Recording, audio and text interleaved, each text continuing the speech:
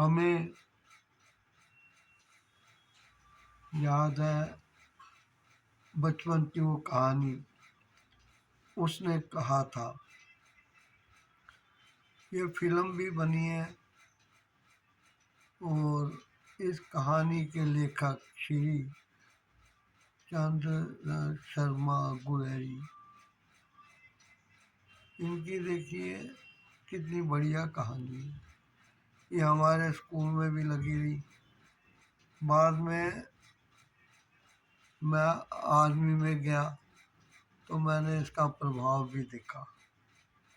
ये कहानी जो है सटीक बैठती है फौज पर। और मैं ये भी बताना चाहता हूँ कि उस दिन टीवी पर यूट्यूब पे मैंने फिल्म लगा ली। उसने कहा था, मैं इस फिल्म को देखता रहा। बचपन की कहानी,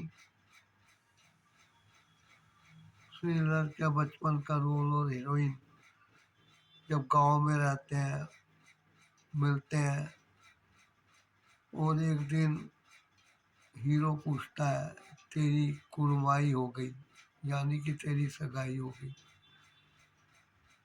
तो वो हीरोइन कहती है, देखते नहीं ये सालू।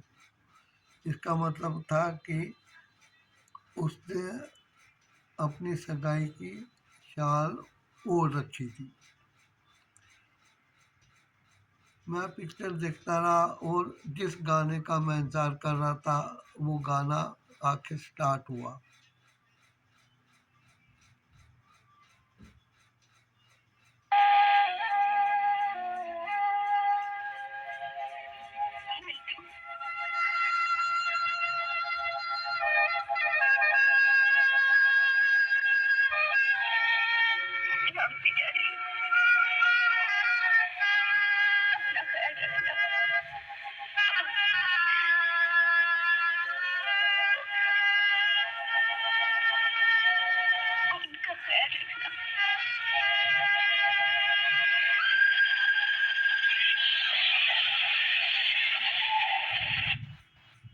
नील दत्त और ये लड़की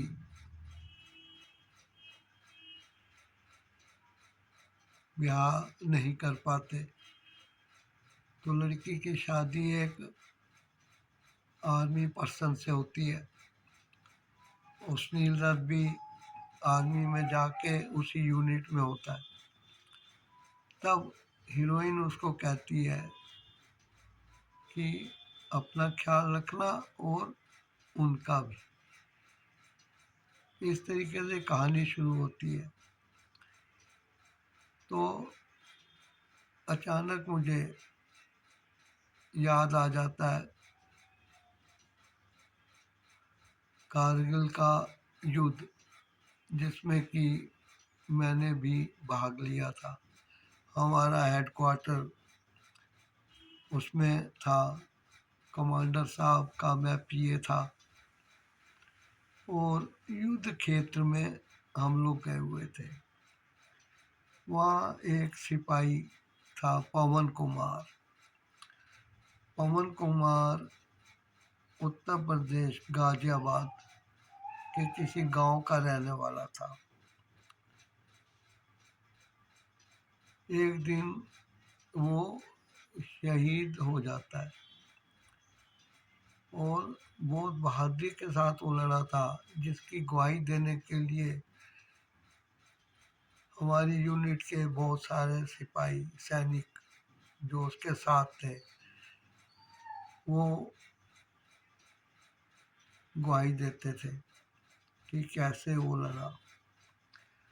उसके इस तरीके से शहीद हो जाने पर मुझे फिर इस गाने को याद करना पड़ा।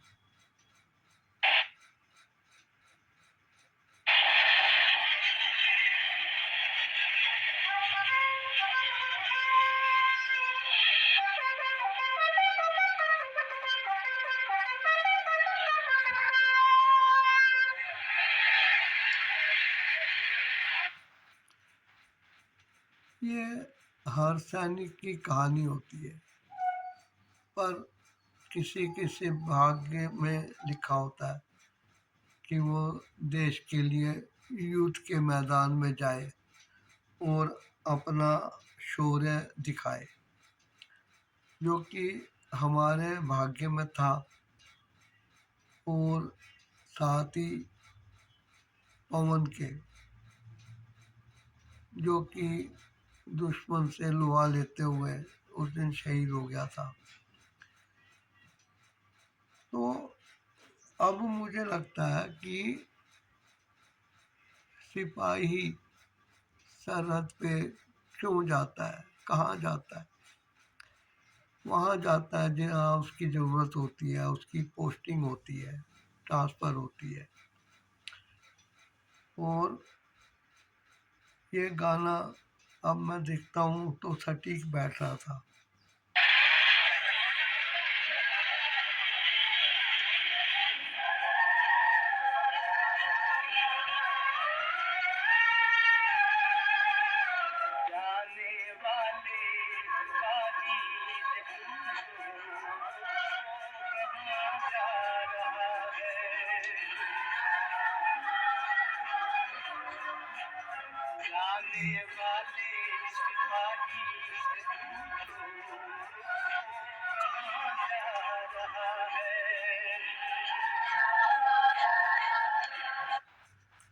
ये कोई नहीं पूछता। हाँ, जिस टाइम देश पर युद्ध थोप दिया जाता है, उस टाइम लोग सैनिकों के पीछे पागल हो जाते हैं, स्टेशन पे जाते हैं, ट्रेन में यदि कोई दिख जाए तो उससे लिपट जाते हैं। सिपाही से पूछो कोई कि वो कहाँ जा रहा है।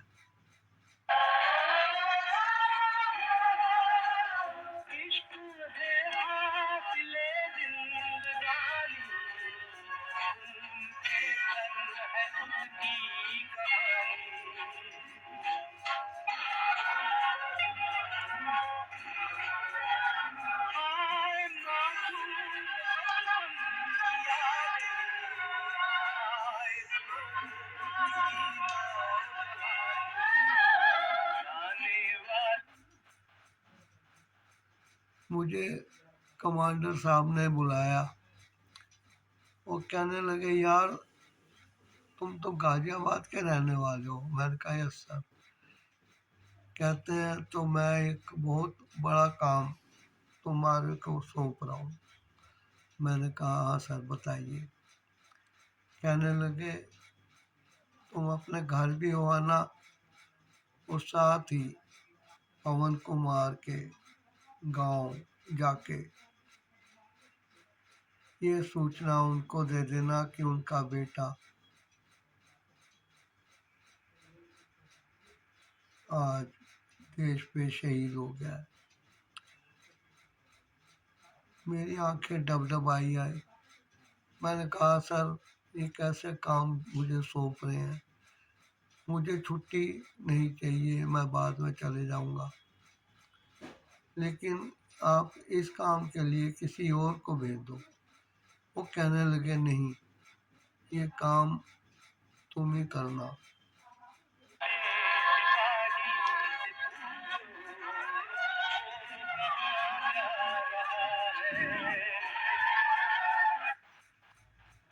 एक सिपाही के तौर पे मैं किसी के माँ बाप को, उसकी पत्नी को, बच्चों को, गांव वालों को क्या बताने जा रहा था। मेरी हिम्मत नहीं हो रही थी, लेकिन साहब का ऑर्डर था तो मुझे जाना पड़ा। हेलीकॉप्टर से मुझे जम्मू उतारा गया और वहाँ से मैंने ट्रेन पकड़ी।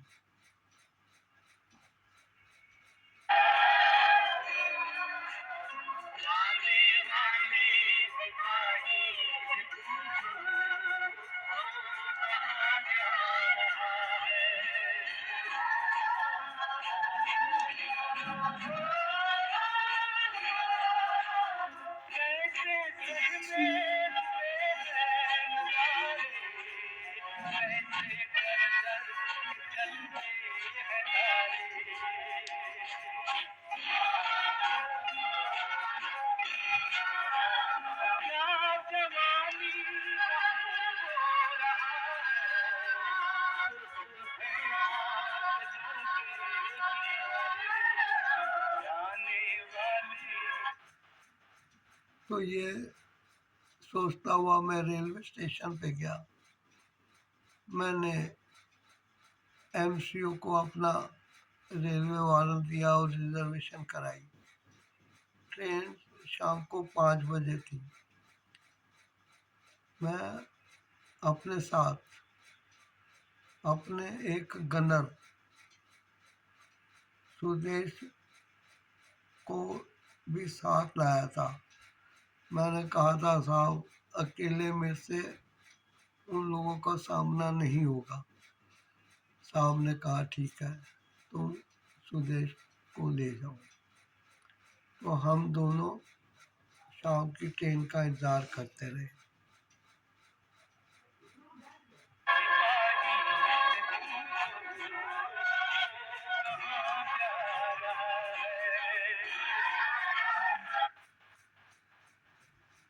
सिपाही एक नाउन है और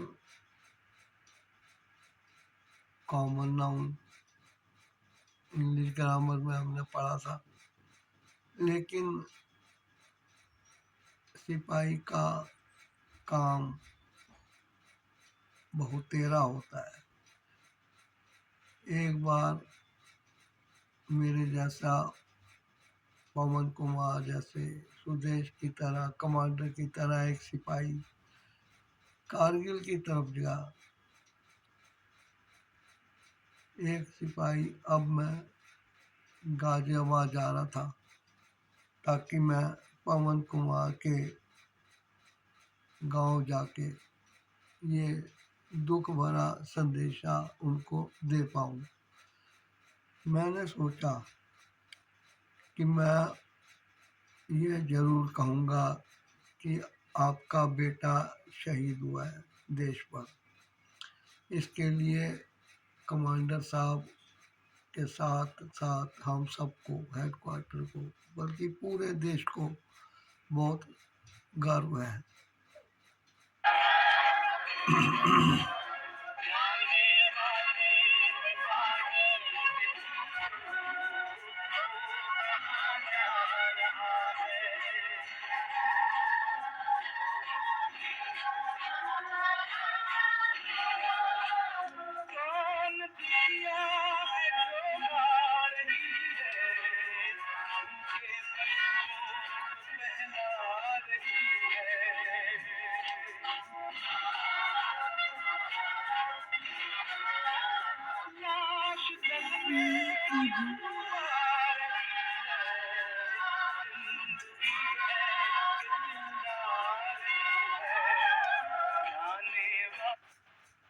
तो इस तरीके से शाम को ट्रेन दिल्ली जाने वाली आके लगी, तैयार हुई और हमने अपनी अपनी सीट पकड़ ली। रास्ते में क्योंकि हम यूनिफॉर्म में थे तो स्टेशन पर और ट्रेन के अंदर लोगों की भीड़ जमा हो गई।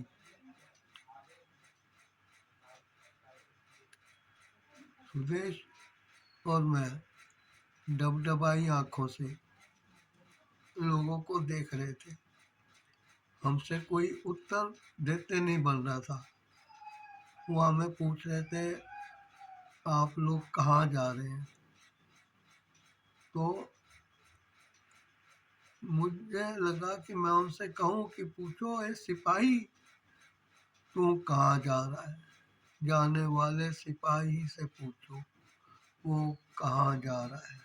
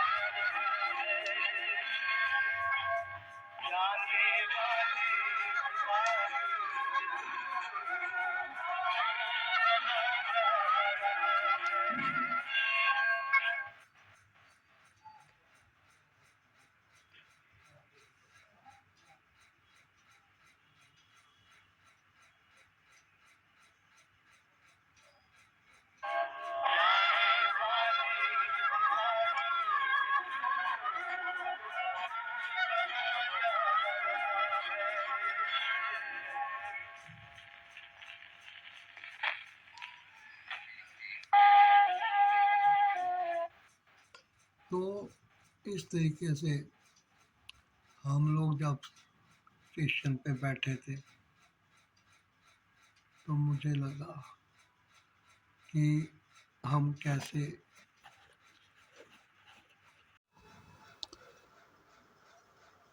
हम ट्रेन में बैठे थे।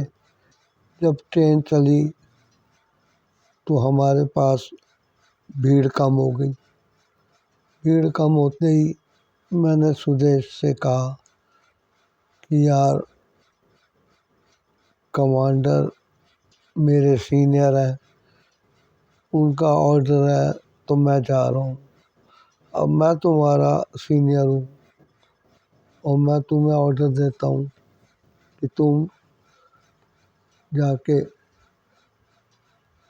पवन के घर वालों से बात करोगे, उसकी पत्नी से बात करोगे और उसके बच्चे यदि पूछेंगे कि पापा नहीं आए तो तुम क्या बोलोगे? उसने कहा सर मेरी बोलने की इतनी ताकत नहीं है, ये आप ही बोलेंगे तो सब समझ जाएंगे। हम दिल्ली पहुँचे, दिल्ली से गाज़ियाबाद की ट्रेन पकड़ी और सुदेश के साथ मैं सीधा पुराना आर्य नगर अपने घर आया और तुरंत ही चाय पी के पवन की गांव की तरफ की बस पकड़ ली। हमें आता देख गांव के लोग खेतों से भागे और आ गए, कहते किसके घर आ रहे हो, किसके घर आ रहे हो? हमारा बच्चा भी शायद लड़ाई पे गया हुआ है, बहुत दिनों से उसकी चिट्ठी नहीं आई, क्या आप उसकी खबर दे सकते हैं? हमने कहा ज़रूर देंगे, लेकिन पहले हमें पवन कुमार के घर का रास्ता बताओ। वे लोग सब काम छोड़ के खेतों में हल बैल छोड़कर भागे आए और गांव में एक छोटे से घर के आगे, जिसके आंगन में एक चारपाई पे एक वृद्ध सज्जन जो कि शायद पवन कुमार के पिता होंगे वो थे, लेकिन बाद में जब देख गए तो पता लगा कि हाँ वे पवन के पिता ही थे। और अंदर से उन्होंने उसकी माँ को भी बुलवा लिया। पीछे पीछे हल्के रंग की नीली साड़ी और सफ़ेद ब्लाउज पहने एक औरत आई, सिर पे पल्लू करके, और सवालिया नज़रों से हमें देखने लगी। गांव वालों की भीड़ जमा हो गई थी। हमने यानी कि मैंने और सुदेश ने एक दूसरे की तरफ देखा। उस टाइम मेरा ऑर्डर होने के बावजूद सुदेश कुछ बोल नहीं रहा था। मैं समझ गया उसकी क्या हालत थी। हालत वही थी जो मेरी थी।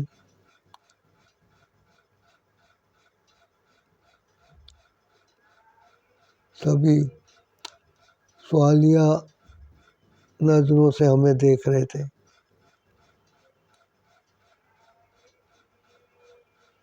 उन्होंने कहा पवन की कोई खबर लाए हो? हमारे आंखों में आंसू आ गए। मैंने सुरेश के कंधे पे लटका हुआ बैग की तरफ इशारा करते हुए पवन को कहा खोलो बैग को। उसने एक लपेट के रखा गया तिरंगा जो कि पॉलीथीन में था, निकाला और मेरे हवाले कर दिया। मैंने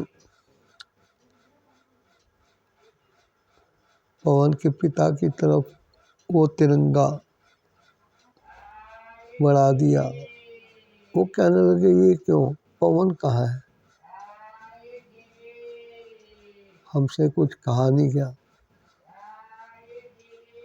हम निरुत्तर से लौट आए। मैं ये पिक्चर देखता हूँ टीवी पर और इस बात को याद करते करते मेरी सारी पिक्चर ही निकल गई थी। Thanks for watching. मिलता रहूँगा और कहानियों के साथ। थैंक्स।